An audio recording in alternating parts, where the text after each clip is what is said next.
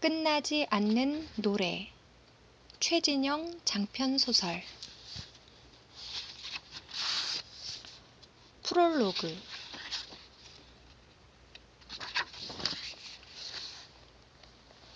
밤새 부인과 심하게 다툰 버스기사는 새벽에 집을 나와 터미널 간이 쉼터에서 두어 시간 눈을 붙인 후 바로 버스를 몰았다. 머리는 좋은데 노력을 안 하는 전문대학에 입학한 막내 아들의 재수 문제가 싸움의 원인이었다. 버스 안의 난방은 숨막힐 정도로 견고했다. 승객 대부분은 늦겨울의 순진한 아침 햇살에 얼굴을 드러낸 채 깊이 잠들어 있었다. 말 안 듣는 아내와 자식이 떠오를 때마다 낮은 욕을 내뱉던 기사의 눈두덩 위에도 아침 햇살은 공평히 내려앉았다. 졸음을 쫓아내기 위해 껌을 씹던 기사의 입술이 잠시 벌어진 찰나 방전되었던 의식 위로 망할 놈의 자식 새끼 얼굴이 번뜩 떠올랐다. 버스는 앞서 달리던 소형 트럭을 매단 채 반대편 차선으로 돌진하여 두 대의 승용차를 한꺼번에 집어삼켰다. 트럭 안에는 아버지와 딸, 그리고 그 딸의 옷과 이불과 책과 밥그릇이 들어있었다. 곧 신입생이 될 딸아이의 자취방으로 짐을 옮기기 위해 나선 길이었다. 원하던 대학에 장학금을 받고 입학하게 된 딸아이는 그 즈음 자기 앞에 펼쳐진 깨끗하고 선명한 미래에 대해 자주 이야기하곤 했다. 뿌듯함과 걱정이 절반씩 섞인 표정으로 규정 속도를 지키며 안전운전을 하던 아버지는 이미 죽어버린 딸아이의 벌어진 눈을 향해 피투성이 팔을 내저으며 오열했다. 버스기사 역시 그 자리에서 죽었다. 버스기사의 말 안 듣는 자식과 죽어버린 여자아이는 장난삼아 두어 번 손도 잡아보고 입도 맞춰본 사이였다. 그리고 그 둘은 내 오랜 친구들이었다. 나는 친구 아버지의 장례식장에 먼저 들른 후 친구의 장례식장으로 갔다. 영정사진 속 친구는 그 아이가 즐겨 말하던 미래처럼 깨끗하고 선명한 미소를 짓고 있었다. 그날 집으로 돌아오는 시내버스 안에서 나는 나와는 상관없는 누군가가 5초 동안 졸았다는 이유만으로도 내 인생이 끝장날 수 있다는 사실과 마찬가지 이유로 나 때문에 누군가가 죽을 수도 있다는 인정사정 없는 이 세 개의 룰을 억지로 받아들여야 했다. 누군가의 사소한 불행이 나를 죽일 수도 있었다. 무섭고 슬프고 억울했다. 그날 이후 나는 계절이 변할 때마다 유서를 썼고 그것을 늘 지니고 다녔다. 나 역시 언제라도 비명 횡사할 수 있는 죽음에 취약한 존재임을 알아차려버렸기에 얇은 종이 위엔 살면서 차마 하지 못한 몇 가지 말과 죽은 후 내 육체를 처리하는 방법에 대한 바람이 적혀 있었다. 너무 놀라거나 오래 슬퍼 마세요. 화장하여 텃밭에 뿌려주세요. 그 땅에 푸른 채소를 심어주세요. 내 장례식엔 종일 음악이 흐르게 해주세요. 나는 언제나 유서 내용보다 나를 배웅하러 온 사람들과 함께 듣고 싶은 음악 선곡에 정성을 기울였다. 기분에 따라 선곡은 자주 바뀌었지만 김창완 밴드의 첫 번째 정규 앨범과 조용필 1집은 꼭 포함시켰다. 김창완 밴드는 나를 위해, 조용필은 엄마들을 위해. 내가 지니고 다니던 유서는 이를테면 비명 횡사만큼은 절대 하고 싶지 않다는 마음의 부적 비슷한 것이기도 했다. 그러므로 이런 죽음은 단 한 번도 상상해 본 적 없다. 내가 남긴 몸과 내가 남긴 말 모두가 흔적도 없이 타버리고 말 이런 죽음 따위는 단 한 번도. 일부.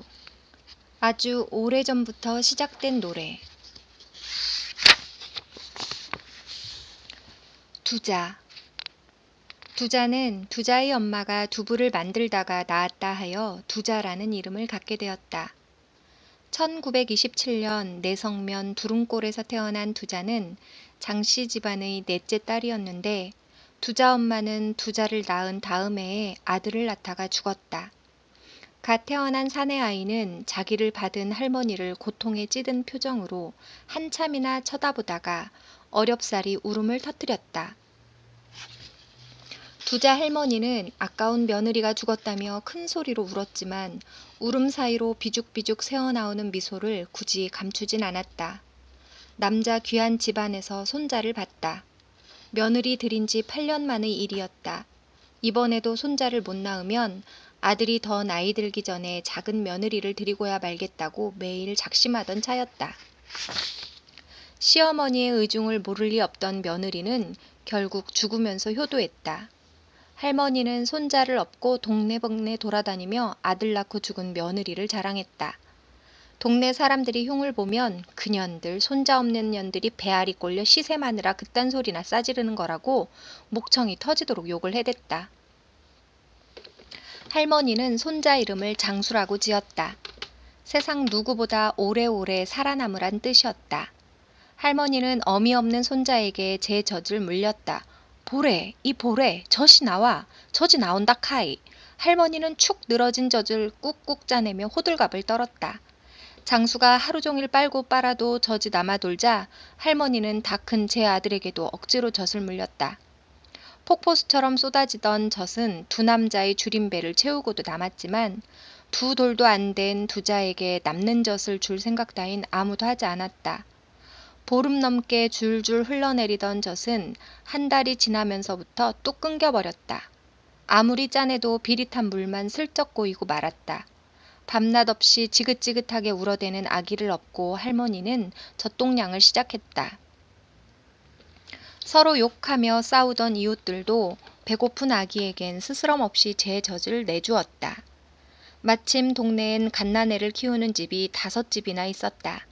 장수는 이 사람 저 사람의 젖을 조금씩 먹고도 건강하게 잘 자랐다. 제 먹을 복은 타고난 사내라고 할머니는 연방 흐뭇해했다. 두자는 주걱 잡는 힘이 생기면서부터 집안일을 했다. 손이 좀 더 커지자 쌀이비도 잡고 호미도 잡았다. 할머니는 처음부터 손녀들을 남의 집 사람 취급했다. 결국 남의 집 년 될 것들이 집안 양식만 축낸다며 아침 저녁으로 구박이었다. 하지만 산나물과 버섯을 캐고 감자를 심고 옥수수를 뽑고 보리를 터는 건 늘 손녀들이었다. 아버지와 남동생은 그들이 캐오는 나물과 감자로 배를 불렸다. 할머니는 손자 자랑을 하는 틈틈이 손녀들보다 더 많은 일을 해냈다. 집안의 보물인 아들과 손자를 굶길 수 없다는 일념으로 새벽부터 밤중까지 산과 들을 쏘다녔고 먹지 않아도 배부르다면서 아들과 손자의 밥그릇 채우는 데만 골몰했다. 손녀들 목까지 싹싹 긁어낸 양식을 손자 입속에 떠넣으며 할머니는 어이구 내 새끼, 어이구 내 보물, 아이고 자랑스러운 내 고추야. 입이 닳도록 읊어댔다. 할머니는 정말 손자가 밥 먹는 모습만 봐도 배가 불렀는지 모르겠지만 손녀들은 늘 배고팠다.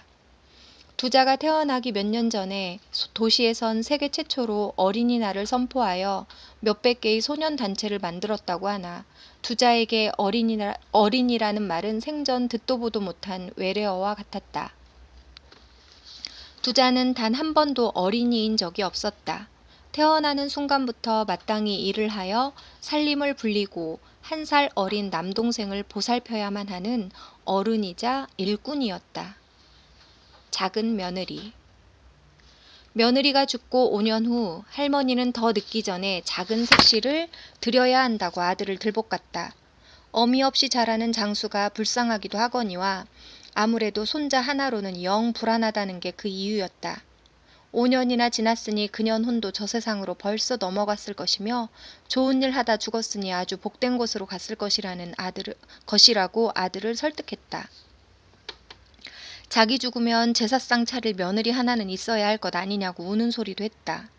어린 나이에 시집와서 죽도록 일만 하고 자식만 내리나타 죽어버린 아내를 생각할 때마다 두자 아버지는 마음이 아팠지만 그게 그 여자 운이고 팔자라고 생각하면 미안함과 슬픔이 한결 덜어졌다. 하나 있는 아들이 평생을 호라비로 사는 것보다 더 괘씸한 불효는 없다는 말을 들을 때면 죽은 아내를 떠올릴 때보다 더 무섭고 지독한 죄책감이 몰려와 자다가도 끄끄 울었다. 장수가 6살 되던 해 할머니는 바라던 작은 며느리를 들였다. 맞손녀보다 4살 많은 여자였다. 작은 며느리 집안도 먹고 살기 어려웠기에 입 하나 더는 셈치고 호라비에게 급히 시집을 보낸 것이었다. 작은 며느리가 들어오던 날부터 장수는 심한 열병을 앓았다. 온몸에 발진이 나자 할머니는 무즙에 생강을 섞어 아침 저녁으로 떠먹였다. 장수는 열에 들떠 헛소리를 해대며 생전 찾지 않던 엄마를 찾았다. 식은땀을 흘리며 연신 엄마를 찾는 장수를 보고 할머니는 질질 울면서 중얼거렸다. 저 말은 대체 어디서 배워왔을꼬? 어디서 주워듣고 죽자 살자 지 엄마만 찾아 쌌는가 이 말이라. 열병이 쉽게 낫지 않자 동네 사람들은 죽은 며느리가 제 아들 찾으러 온 거라고, 제 목숨 내놓고 낳은 아들을 다른 여자 손에 맡길 수 없어 저승에서 득달같이 달려온 게 분명하다고 혀를 놀렸다. 장수가 느닷없이 엄마를 찾는다는 말이 떠돌자 소문은 더 부풀려졌다. 장수를 살리려면 작은 며느리를 쫓아내는 수밖에 없다며 참견도 하고 겁도 줬다. 할머니는 동네 사람들의 말을 흘려듣지 못하고 고민에 빠졌다. 장수를 잃을 수도 없었고 며느리를 들여 손자를 더 보고 싶은 욕심도 버릴 수 없었다. 결국 동네에서 가장 용하다는 무당을 불러 쌀 한 마를 주고 굿을 버렸다. 무당은 두 잔의 마당에서 눈을 까뒤집고 춤을 추고 곡을 하다가 오동나무 회초리로 작은 며느리를 내갈기기 시작했다. 작은 며느리 안에 큰 며느리 혼이 들어갔다고, 그것을 쫓아내야 손자를 살릴 수 있다고 무당은 주장했다. 어디 시험이 하는 일에 며느리가 나서서 패악이냐? 무당은 작은 며느리를 마구 때리며 소리질렀다. 장수는 이 집 자손이지 네 아들이 아니야. 시샘의 원망에 아주 악다구니가 넘쳐나는구나 넘쳐나. 이 못된 것. 무당은 회초리를 할머니에게 건네며 당신이 직접 귀신을 내쫓으라고 했다. 내 말은 안 들어도 시어미 말은 들을 거 아니오. 이런 건 시어미가 직접 나서야 뒤탈이 없소. 할머니는 기다렸다는 듯 회초리를 받아들고 작은 며느리를 사정없이 내리쳤다. 눈을 치뜨고 두 사람을 노려보던 작은 며느리가 거품을 물고 까무러친 후에도 할머니의 매질은 멈추지 않았다.